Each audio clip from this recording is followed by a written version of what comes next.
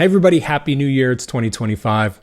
I wanted to do something a little different today to start us off in the new year. I thought this was really appropriate. I was sent a video by a patron and they wanted my reaction to it. And I thought, why don't we do what all the cool kids are doing these days and film a reaction video? Normally this is done in reverse. You find a video with a lot of hits and you do a reaction to it and you kind of draft on that video. Like, you know, you get in the lane of that video and try to collect views. This is kind of in reverse. This video has almost no views, but I love that about YouTube. Most of the things that I watch on YouTube have very low views. I love these small creators, especially in the banjo space. I just love that. I love that about YouTube. I consider myself a small creator too, by the way. So anyway, we have this video of a guy who, what's the name of the video? I think he plays bluegrass, so it's a little bit out of clawhammer. The name of the video is called I Walked Out of a Jam Session number 4, and the thumbnail says, I didn't think I was a quitter until today. Hopefully he's not quitting banjo. If he is, I'm going to have some words. So let's watch this video together. I haven't seen it. I did watch the first few seconds because I wanted to make sure it wasn't like a clickbait thing. And the guy who sent it to me assured me that it was a legit video. So I'm trusting him. And if it is clickbait, well, this will never see the light of day. But let's see what this guy's talking about. And yeah, I've never done this before. Let's watch this video together. I guess I need headphones, don't I? Okay, so get comfortable. Oh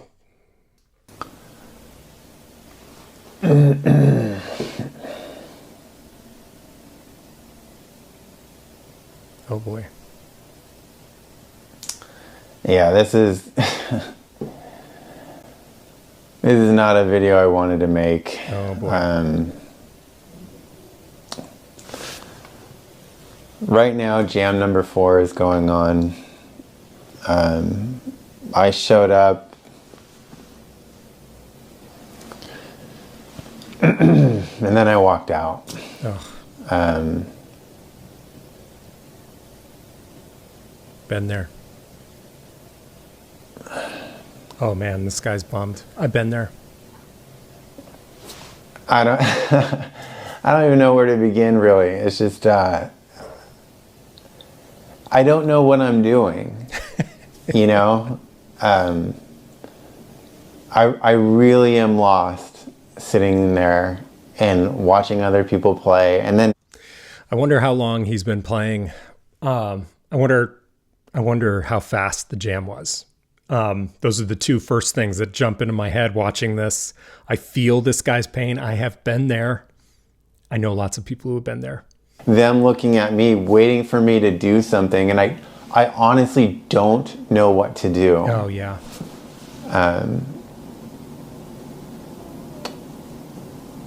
Like they're looking at me and they're literally saying, it's like, you can do this. This is easy. And it's like, not if you have no idea what to do. It's not easy. No. So yeah, it's only easy when you know how to do it. Until you know how to do it, it's impossible. I would love it if it were hard, because that would mean that I know how to do something and it's just difficult to do. This was just... Some of you have compared learning music to learning a different language. And in a lot of ways it feels like that. But I will tell you, if you just plop me in the middle of Mexico right now with a bunch of people speaking Spanish around me, that would have been less uncomfortable than that jam session. Yeah, well, we speak language every day. You get practice speaking language every day. So that makes sense that he would feel that way. We don't run around with our banjo and interact with each other with our banjo every day. It's just not something, well, some of us might. That's only the weirdos like me. Because at least in Mexico, look at me, I'm just a gringo. Nobody expects me to be able to do anything. But at a jam session, I'm sitting there with my picks on, holding a banjo, and people are looking at me expecting me to be able to do something. and I just simply can't. I just simply don't know how. And it's been an incredibly frustrating experience these past 4 jam sessions. 4 jam, okay. And I hate to say that I have some kind of limit of just sheer embarrassment, but I found it today. And I just... Oh, yeah. I'm willing to endure embarrassment and frustration if I knew I was getting something out of it. But being so completely lost that I'm not getting anything out of it but frustration...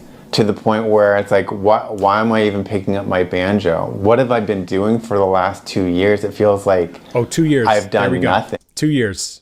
2 years of playing. Oh man, Babe in the Woods. 2 years of playing banjo. You think 2 years feels like a long time, but I think for an instrument, especially like the banjo, 2 years is you're a babe in the woods. And you've got to keep your expectations of what you can do really low until you're proven otherwise. 2 years is you're still in that fledgling space. And if he's gone to 4 jam sessions, judging by this video. So I don't know what kind of jam sessions he's going to. If they're fast, that is a recipe for frustration and disaster. But it's brave to go anyway and expose yourself to the stuff you don't know. I think he should take heart that he even darkened the door of these jam sessions, because it takes guts. It takes a lot of guts. But that 2 year, that's an important little piece of data. Hard to play in a jam session, especially if it's like an up-tempo jam session in just 2 years. I know nothing. That's what it feels like, and that's the level of frustration that made me get up and walk. You know, his video thumbnail said something about quitting. He never thought he was a quitter until today. I don't think it's quitting. It would be quitting if he never picks up the banjo again. Let's see. I don't know. Maybe this is what this video is. I have a feeling that he quit the jam session, but he's going to continue to play. I hope that's the case. It's not quitting if you leave a jam session because you're frustrated or embarrassed or you're not feeling it or there's a jerk there. That's not quitting. That's being smart about how you use your time. So yeah, let's continue. Not really proud of it. Yeah, it's okay. I mean, I just made a New Year's resolution to put in 20 to 30 jam sessions this year. I'll be surprised if I go back, at least not to that one. They play too fast. They play in different keys than G. Okay, yeah. So fast jams, lots of alternative keys other than sort of G standard. That is sort of piling on to a recipe of total disaster for a newer player under 2 years, who's only been to 4 jam sessions. It would be strange to see this go the other way, where he had a blast and felt like he could swim in the deep end with the big fish. Not a surprise. Not a surprise. Yeah, there's 2 songs that I've ever played in a key not in G, and I really don't know what that means. These songs that I'm learning, they're like learning phrases in a different language where I can even get the dialect down, but I have no idea what the phrases mean. Yeah. I have no idea of the words that make up the phrases or how to rearrange the words to make up new phrases. I know none of it. Yeah. And it makes me question what have I been doing for the past 2 years? That's common. Feeling like you've spent a lot of time doing a thing, and then you get to some kind of perceived end goal, like I'm ready to go to a jam now, and you go to the jam, and it's like all of that knowledge that you think you've accrued, it just sort of turns to dust in your fingertips. I have experienced that. Honestly, I don't know if other pros in this space experience this, but I've had experiences recently where I recorded something and I played it back and I thought, wow, this is terrible. What am I doing? So I can recite a couple of songs, Okay, like a yeah. record. Recite. That's a good place. That's a good place. It feels like a recite. It feels like you're just spitting back out raw phrases, and you don't know how they connect. You don't understand how it all works. That is a stepping stone to learning the skill. I'm not going to say learning the language, because his he made a great point about there's often a correlation between music and learning a language, and there is, but that metaphor breaks down because we speak all the time and we don't play music all the time. Recording. And that's what I feel like. I feel like I'm no better than a recording. That's okay. In 2 years, I think that's fine. Fine to sound like a little recording.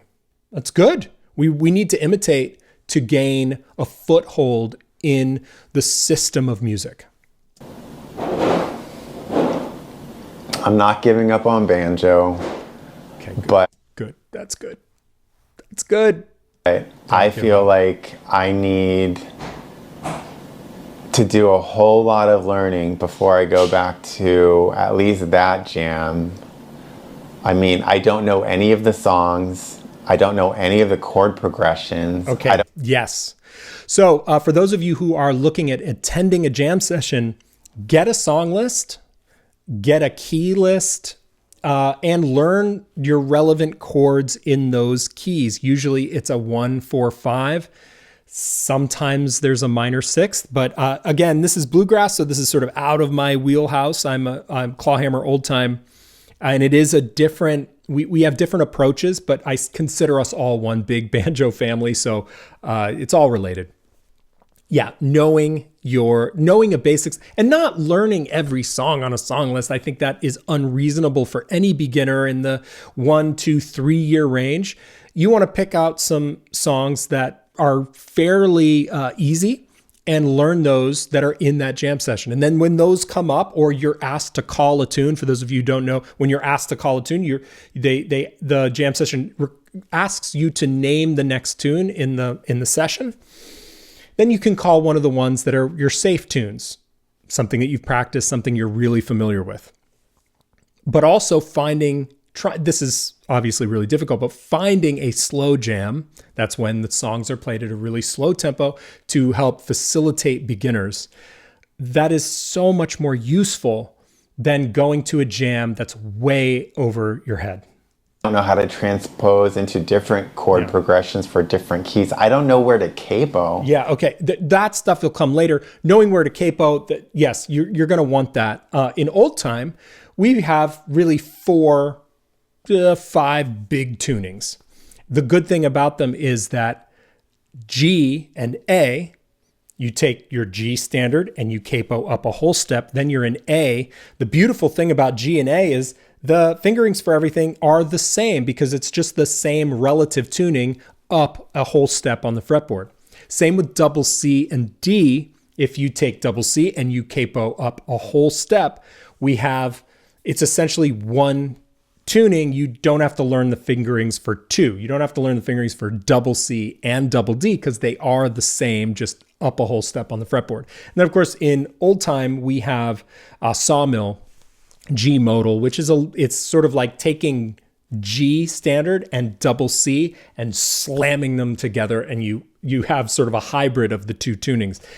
So a lot of the places where we put our fingers, even in G modal, are in common with G A and double C double D. I don't really know how that works in bluegrass. I know that at least I perceive that in bluegrass you use less tunings but more keys. It's probably best to take variables out of the equation and really focus on 1 or 2 places on the fretboard, 2 keys that you're comfortable with, 1 or 2 tunings for old time players to make this relevant for our community. Usually G and double C are really the home bases for us. And just learn your 1, 4, and 5 chords in both of those keys and tunings. my banjo. I don't know what to do, even if I knew where to capo my banjo, how to play on the damn thing. Yeah, it's so confusing in the beginning. Just completely lost. Yeah. So This guy's not alone. I did sign up for a jam camp. Oh. The Wernick method. A lot of you guys have mentioned it. I signed up for it just the other week. Great. And I know that's supposed to be, made for beginners, but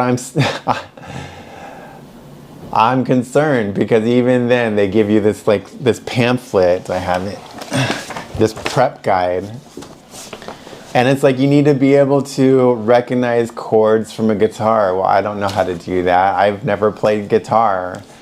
You need those guides. I don't know about this camp because I don't know anything about it. No, being able to recognize guitar chords from a guitar player, that may be useful. I think any of the faculty at this camp will, if it's geared towards beginner, should be able to guide you without that prior knowledge. I think that is asking a lot for a beginner to know their guitar chords. It seems a little random to me. It can be very useful to be able to look over at the guitarist and kind of guess what they're playing. But it shouldn't be necessary for a beginner camp. So I would just ask faculty for a little extra help. The faculty, I've been a faculty at camps, they want to help you. They want to make you better. And they will cater, at a good camp, they will cater to your needs. So if you don't have prior guitar knowledge, I wouldn't go and learn your guitar chords. I would just focus on banjo. Don't let that sidetrack you. to know the 1, 4, and 5 chords of different keys. Yeah, so 1, 4, and 5 in different keys. That in G, the 1 is the G, the 4 is the C, the 5 is the D. The G is open. You don't have to touch the banjo with the fretting hand. C and D, you learn your power D. Don't learn the full. You don't need to learn the full 4-finger stack of D necessarily in the beginning. It's good to just get a 2-finger power D. C is kind of tricky because it involves 3 fingers for a beginner. That's your 1, 4, and 5. And then if you need to capo up into a different key, let's say A, you bump that up a whole step, and those chord shapes stay the same. So it's not like you're relearning the chord fingerings for every key if you stay in the same relative tuning, G standard. That all changes if you change relative tuning. So if you go to double C, you're dealing with different chord shapes. It's one of the challenges of old time music. Specifically, we have hundreds of tunings. Maybe hundreds is, we gotta be at least 100 tunings in old time. A lot of them are rare. We don't use them a lot, but bluegrass, I don't think has that same feature or detriment that we have in old time. I'll have to memorize. They say it's good if you know how to play without looking at your banjo.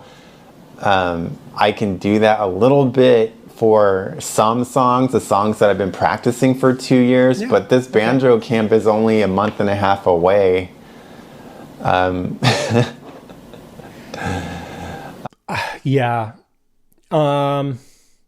Cramming for a camp.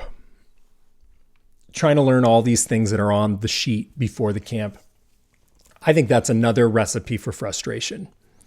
Use that camp guide as a loose way to structure your practice, but I wouldn't cram for a banjo camp, because the banjo camp is supposed to help you level up, not the prep for the camp.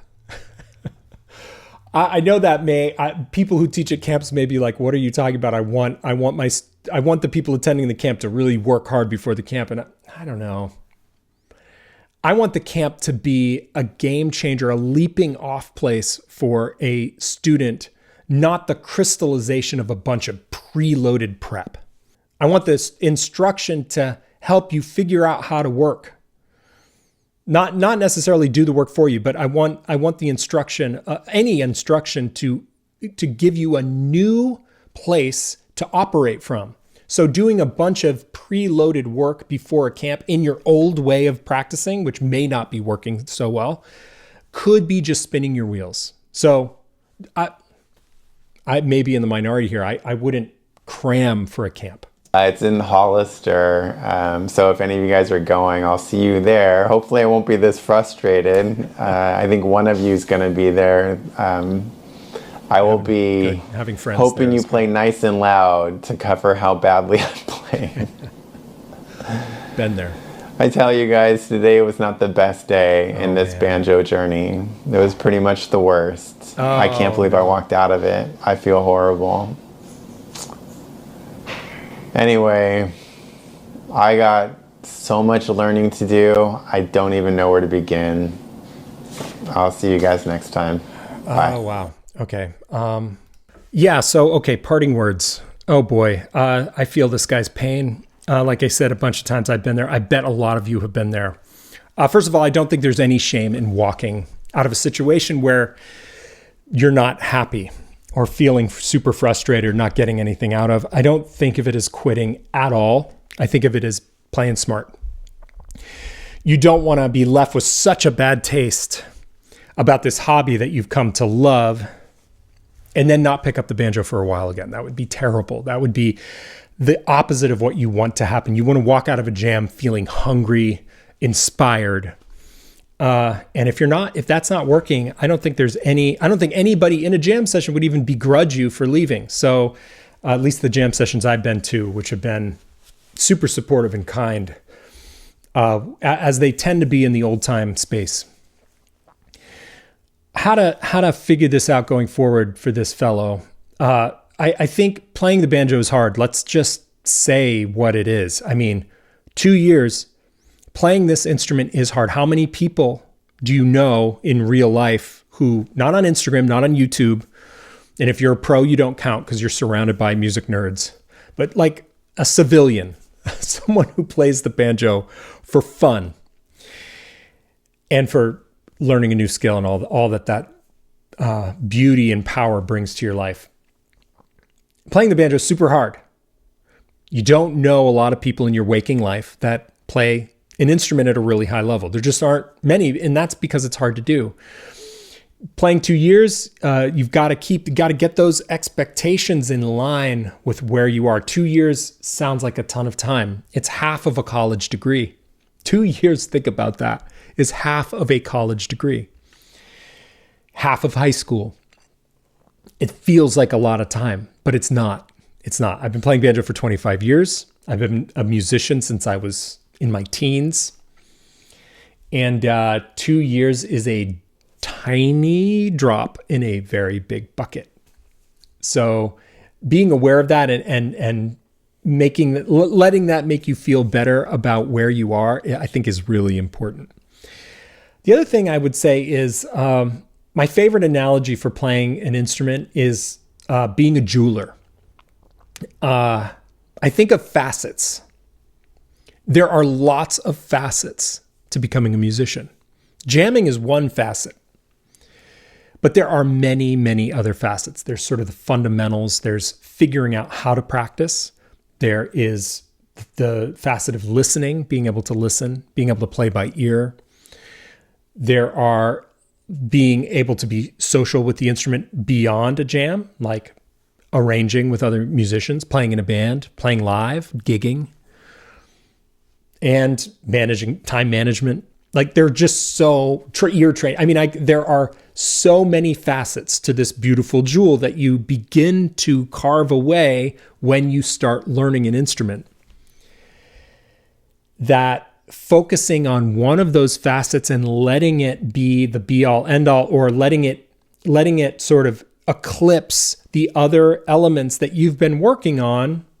I mean, it's hard to avoid that, but it happens. I think it happened to this guy where he's sort of privileged being able to play in a jam and thinking that's the goal, that's the most important thing. But it's just one facet among many facets on the jewel that you're trying to create. So what to do in this situation? I think, there's only one way to make sure you never learn how to play the banjo, and that is to quit. That is the one surefire. It's the only way I know to prevent, to really not learn the instrument, it's to quit. Everything else you do will get you to learn the banjo eventually. Some things that I would encourage those of you who find yourself in a similar position to this would be finding some guidance at a camp, some instruction, some hands-on instruction where you can provide, so where you can get direct feedback is huge, because you don't know what you don't know. When you're practicing on your own and you're sort of in an isolated space, you don't know the most important things you should be learning. I don't know how this guy practices. I didn't look at any of his other videos. This is just a singular little thing. So I don't know the answers to that question. This camp, hopefully will help him get some focus and maybe refine the way he practices. But the other thing is, and it sounds like this guy, he's in it. He's not letting this really discouraging moment make him quit the banjo. He mentions that in the video, that he's going to keep playing the banjo. The 1 to 2 year mark is when a lot of people stop playing. A lot of people quit because they're over the honeymoon period and it's not fun anymore. And the work really begins. And so, yeah, you see a major drop off in players after the 1 to 2 year mark. But if you can make it past this wall, if this guy can push past this, he's going to really start learning the banjo, I think. This is the moment where the learning really begins. So I think this guy should feel exhilarated. He's put 2 years in, didn't work the way he thought it was going to work. But now he has he's got some direction. He knows what doesn't work. He also is finding out what he does and doesn't like, which I think is really important in becoming a musician.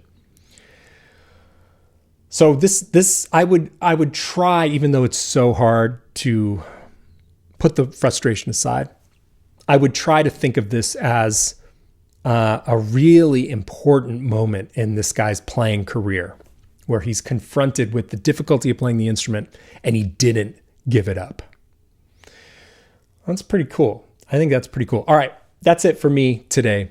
I'll see you next time on Banjo Quest. And if you like this kind of format, let me know below. If you don't like it, let me know below. That would be helpful.